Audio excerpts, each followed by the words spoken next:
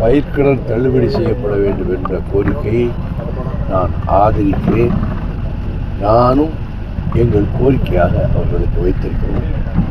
நிதி நெருக்கடியில் சிக்கி தவிக்கிற இந்த அரசு அந்த வாக்குறுதியை நிறைவேற்ற முடியாமல் அது எப்படி செயல்படுத்துவது என்கின்ற ஆலோசனையில் இன்னைக்கு இருக்கிறார். ஒரே ஒரு கருத்தை நான் சொல்லுவேன். வந்து கவர்மெண்ட் இதை சொன்ன வாக்குறுதியை செய்யலையே கேள்வி நியாயமான கேள்வி. ஆனால் குறைகூடி கொண்டிருந்த புற்றுநோயை விடக்கூடிய ஊழல், கமிஷன், 10 அடிக்கு ஒரு இடத்துல கட்டடம் கட்டணும்னா இத்தனை லட்சம், சுவர் கட்டணும்னா இத்தனை லட்சம், ஒரு தொழிற்சாலை ஆரம்பிக்கணும்னா இத்தனை கோடி, ஆயா வேலைக்கு இத்தனை ஆயிரம். எந்த டிபார்ட்மெண்ட்லையும் கரப்ஷன்னா தலைவிரிச்சு ஆடிச்சு. எல்லாருக்கும் தெரிஞ்சது. பெரிய பெரிய தொழிலதிபர்கள் இந்த ஒரு மாதத்துக்குள்ள நான் ஃப்ளைட்டில் வரும்போது சந்திக்கிறவங்க சொல்கிறாங்க, சார் 7 கோடி கட்ட சொல்கிறாங்க, 8 கோடி கட்ட சொல்கிறாங்க. நாங்கள் அடிஷ்னலாக ஒரு இண்டஸ்ட்ரி ஆரம்பிக்கிறது. யூனிவர்சிட்டி காலேஜ் வச்சுருக்கவங்க ஒரு கட்டடம் கட்டுறதுன்னா 15 லட்சம் மினிமம் கட்ட சொல்கிறாங்க. வேறு ஒன்றும் வேணாம். இப்போ நாளைக்கு மறுநாள் 10ஆம் தேதி மணவழகர் மன்றத்தில் நான் பேசுகிறேன். அது 56 ஆரம்பித்து பண்ணோம். அவங்க என்னை பேச கூப்பிட்டாங்க. கூப்பிட்டு தியாகராயர் அரங்கத்தில் பேசணும்னாங்க. ஐயா, உங்களுக்கிட்டே அண்ணாமலை மன்றம் இருக்கு ஐயா, அண்ணாமலை செட்டியார் அவர் செட்டியாட்டரசர் கேட்டது. நீங்கள் ஐயா தியாகராயர் மன்றத்துக்கு போறீங்கன்னா அவர் சொல்றது என்கிட்ட. நாங்கள் இதுக்கு விழா நடத்த போடணும்னு ஒரு மந்திரி வந்தார், ஏரியா மந்திரி. 12 லட்சம் கொடுத்தா இந்த விழா நடத்த விடுவேன் அப்படின்னாரு. எங்ககிட்ட காசுக்கு எங்கே போவோம்? 1 லட்சமே எங்களுக்கு கிடையாது. அதனால தான் தியாகராயர் மையத்தை நாங்கள் ஏற்பாடு செஞ்சு விட்டாங்க. இதுபோல தலைவிரித்து ஆடிய ஊழல் என்கின்ற கொடிய மக்களுக்கு கேடான ஒன்றை சகோதரர் ஜோசப் விஜய் முதலமைச்சராக வந்த பின்பு அதை நீக்கி இருக்கிறார் என்பதை யாரும் மறுக்க முடியாது. என்ன சாதிக்கணும்? ஜனங்களுக்கு இவ்வளவு பெரிய கேடு வர நடந்து கொண்டிருந்த அந்த தீங்கினை, அந்த கொடிய நிலைமையை அடியோடு மாற்றி இருக்கிற இதை ஒன்றை விட என்ன ஒரு அரசு செய்ய முடியும்? செய்து காட்டிட்டாரு. யார் தவறு செய்தாலும் நான் விடமாட்டேன்னு சொல்லி அதுவும் எச்சரிக்கை விட்டார். ஆகவே நல்லா நீங்க விசாரிச்சு பாருங்க, எந்ததுக்காவது கமிஷன் கேட்குறாங்களான்னு. கிடையாது.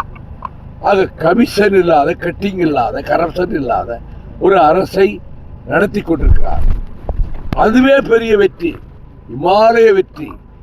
மக்கள் அபரிமிதமான ஓட்டுக்களை போட்டு அவரை வெற்றி பெற வைத்தார்கள். அவர்களுடைய கஷ்டத்தை உணர்ந்துதான் இந்த கரப்ஷன் இருந்தால் எல்லாம் நாசமாக போகும் சொல்லி நீக்கி இருக்கிறார். மற்ற கோரிக்கைகளை பொறுத்த மட்டில் ஒரு நிதி நெருக்கடி இருக்கு. அதை எப்படி சமாளிக்கிறதுங்கிறது திணறிக்கிட்டு இருக்குது அரசு. மத்திய அரசு வஞ்சகம் இல்லாமல் நிதியை ஒதுக்கணும். அப்படி நிதியை ஒதுக்கினா கொடுத்த வாக்குறுதிகளில் பலவற்றை அவரால் நிறைவேற்ற முடியும். ஆனால் இந்த ஆட்சியை 6 மாதம் நீடிக்காதுன்னு சாப விட்டாங்க.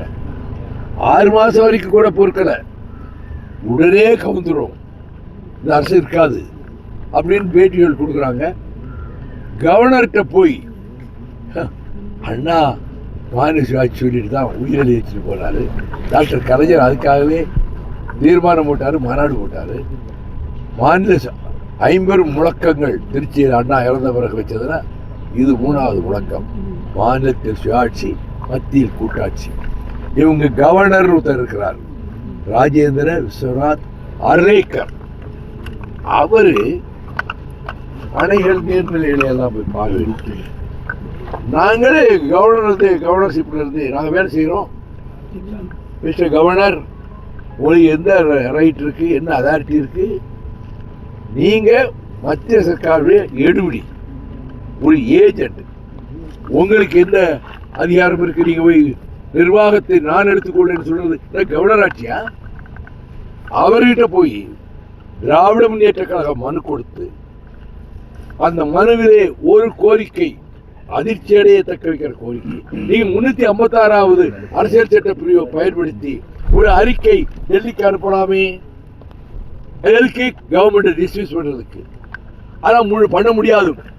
பொம்மை வழக்கில் பிறகு நினைச்ச மாதிரி எல்லாம் கவர்னர் ஆட்சி கொண்டு வர முடியாது. அப்ப நீங்க கவர்னர் ஆட்சியா கொண்டு வர நினைக்கிறீங்க? கவர்னர் ஆட்சி வந்தா பிஜேபி தான் எங்க ஆட்சி செய்யும். அப்ப நீங்க பிஜேபியை எதிர்ப்பதாக இப்ப வரைக்கும் சொல்றதெல்லாம் போலி நாடகமா? பிஜேபியே வந்து ஆட்சி செஞ்சுட்டு போட்டோம். வேற தாவேக்கா இங்க இருக்கக்கூடாது ஆட்சியில். எங்க நினைப்பதான் கவர்னர் ஆபீஸ்ல போய் இந்த மோசமான இதுவரை கடைபிடிக்கப்பட்டதாக சொல்லப்பட்ட கொள்கைகளுக்கு எதிராக திமுக கழகம் மனு கொடுத்தது. அதோட நிக்கல. கரூருக்கு போகக்கூடாது, கரூர்ல போய் பேசக்கூடாது. சுப்ரீம் கோர்ட்ல சவுக்கால் அடிச்சிருக்காங்க, காட்டேடி அடிச்சிருக்காங்க. என்ன நீதிமன்றத்தையே நீங்க அரசியல் மைதானாக்க பாக்குறீங்களா? அவரையே போகக்கூடாது. அதை எப்படி தடுக்க முடியும்? எங்களை வச்சு தடுக்கிறதுக்கு ஆர்டர் வாங்க வந்திருக்கீங்களா என்று கடுமையாக சூடு கொடுத்த பிறகு வித்ரா பண்ணிட்டாங்க சுப்ரீம் கோர்ட்டை போட்ட அந்த வழக்க. இப்போ நோக்கம் என்ன? இந்த கவர்மெண்ட் நடத்த விடக்கூடாதுன்னு நினைக்கிறாங்க. அந்த எண்ணம் பலிக்காது, ஒரு காலம் பலிக்காது. வாதத்துக்கு சொல்றேன். அப்படி இன்னொரு முறை ஒரு தேர்தல் வந்தா 180 இடத்துக்கு குறையாம விஜய் ஜெயிச்சு ஆட்சிக்கு வருவாங்க. மக்கள் மனம் அப்படிதான் இருக்கு. விவசாயிகிட்ட கோரிக்கை இருக்கு, போராடுவாங்க.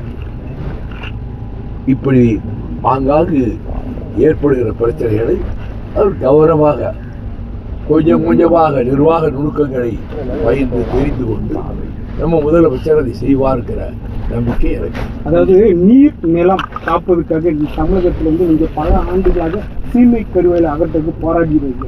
இச்சூழ்நிலை தமிழகத்திலிருந்து 47,000 ஏரி குளங்கள் இருந்தது. தற்சமயம் 27,000 குளங்கள் தான். இந்த நீர் நிலம் காப்பதற்கு அடுத்த கட்ட போராட்டங்கள் எதுவும் ஆரம்பிச்சீங்களா? இந்த 20,000 ஏரி குளங்கள் எப்படி காணாம போச்சு? நம்ம வைகை புயல் இருக்காரே வடிவேலு, அவர் சொன்ன மாதிரி கிணத்தையே காணோம், இடத்தையே காணுங்கிற மாதிரி எல்லா இடங்களையும் ஆக்கிரமிச்சு அது கட்டடங்கள் கட்டுறதுக்கு பெரும் பண வசூல் பண்ணி கட்டடம் கட்ட விட்டுட்டீங்க. கண்மாய்கள் இருந்த இடத்துல, ஏரிகள் இருந்த இடத்துல. இதுக்கு முந்தி இருந்த அரசு அதுக்கு முந்தி இருந்த அரசு இவங்க செஞ்சதுனால நீங்க சொல்லக்கூடிய இத்தனை நீர்நிலைகள் தூர்த்தப்பட்டு அக நீர்நிலைகளே இப்ப இல்லாமல் போயிடுச்சு. தாவைக்கு அமைச்சரவையில் நாங்கள் வீசிட்ட இடம் பற்றியிருந்தாலும் ஸ்டாலினுடன் கருத்து பங்கேற்பு நாங்கள் தொடர்ந்து இருந்து கொண்டிருந்து தொழில்துறை மாநில கருத்தை பதிவு செஞ்சிருக்கோம். இதை பற்றி உங்க நிலைப்பாடு? நோபல் பரிசு கொடுக்கப்பட வேண்டிய கருத்து. அமைச்சர் அவ்வளவுதான். அமைச்சர் கீர்த்தனை நடந்தது. எனக்கு அது என்ன நடந்தது முழு விவரம் எனக்கு தெரியாது. இதை வேண்டுமானாலும் சொல்லி இந்த சர்க்கார் மேல வாயலாடு நினைச்சிட்டு இருக்கிறதுனால அது என்ன நடந்ததை பற்றிய முழு விவரம் தெரியாமல் அதை பற்றி நான் கருத்து சொல்ல விரும்பவில்லை. அமைச்சர் செந்தில் பாலாஜியா, ஆஹா, மலை விழுங்கி மகாதேவனாயிற்றவர். அவர் மேல எவ்வளவு ஊழல் குற்றச்சாட்டு வந்தது. அவர் அதிமுகவிற்கு பெருமளவு மலை போல செல்வத்தை வந்தது. அவரை கொண்டாந்து சேர்க்கும் போதெல்லாம் தெரியல. இப்போ குதிரை பேரம், குதிரையை கண்டுபிடிச்சதே நீங்க தானியா? எங்காலு எம்எல்ஏ கம்பத்தில் இருந்தாரு. அவரை ராஜினாமா செய்ய சொல்லி திமுக அவர் உடனே மெம்பரா சேர்த்து அந்த இடைத்தேர்தலில் திமுக கேண்டேட்டா போட்டு உங்க உதயசூரிய சின்னத்தை நிற்க வச்சு அவரை எம்எல்ஏ ஆக்குறீங்களே, இது பெருச்சாளி பேரமா? நீங்க தான் அதுக்கு வழிகாட்டுறீங்க.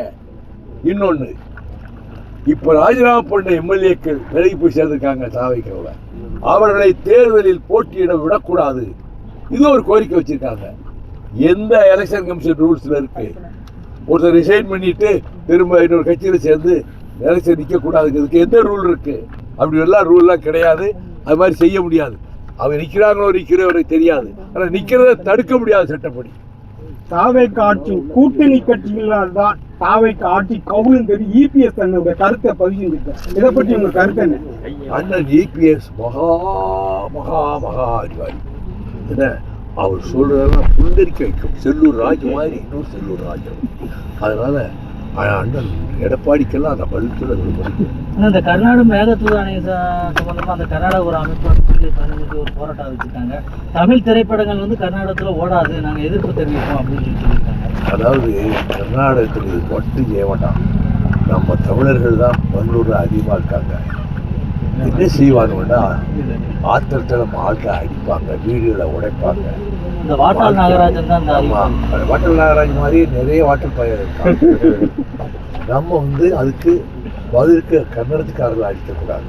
அவன் அடித்தான், வீடு வாசலை திறந்து மூட்டை முடிச்சுள்ள ஓடி வர வச்சான். அது மாதிரி அடுத்த கட்டம் வெறும் 10 அடிச்சிருக்காங்க. இனி தமிழர்களை தாக்குவோம்னு ஆரம்பிப்பாங்க. ஆனால் அந்த மாதிரி நிலைமைக்கெல்லாம் முழு காரணம் மோடி அரசு அப்படின்னு தான் குறை சொல்லுவோம். மோடி வரும்போதெல்லாம் 7 தடவை நான் தான் கருப்பொடி ஆட்டினேன். ஒரு கேள்வி எல்லாரும் கேட்கறது, நம்ம ஊருக்காரராச்சே கலியப்பட்டிக்காரரு, நம்ம இதை கேட்க வேண்டாம்னு நீங்கள் ரொம்ப நாகரிகமாக கேட்குறீங்க. நானே உங்கள் கேள்வி கேட்கலாம் சொல்கிறேன். கூட்டணியில் இருந்தப்போ ஏன் நீங்கள் இதெல்லாம் பேசலை? கூட்டணிக்குள் இருந்து கொண்டு பேசுவது கூட்டணி தர்மம் அல்ல என்பதால் நான் விமர்சிக்கவில்லை. ஆனால் எங்களை காலில் ஓட்டு மிதிக்கிற மாதிரி நடத்துகிறாங்க. எல்லாருக்கும் எங்களை விட அதிக இடங்கள். அதே சரி, அவங்க விரும்புகிற தனிச்சின்னத்தில் நடத்துகிறோம். எங்களுக்கு மட்டும் எல்லோரையும் விட இடங்கள் குறைவு, எக்ஸப்ட் முஸ்லீம் லீக். அவங்க சொல்ற அவங்க கட்சி சின்னத்தில் நிற்கணும்னு நிர்பந்தம். அப்பவுமே வந்து நீங்க வெளியே வந்திருக்கலாங்களா? எப்படி வெளியே வந்து நான் தேர்தலை புறக்கணிக்கலாம்னா எலெக்ஷன் கமிஷனை புது ரூல் போடுறாங்க.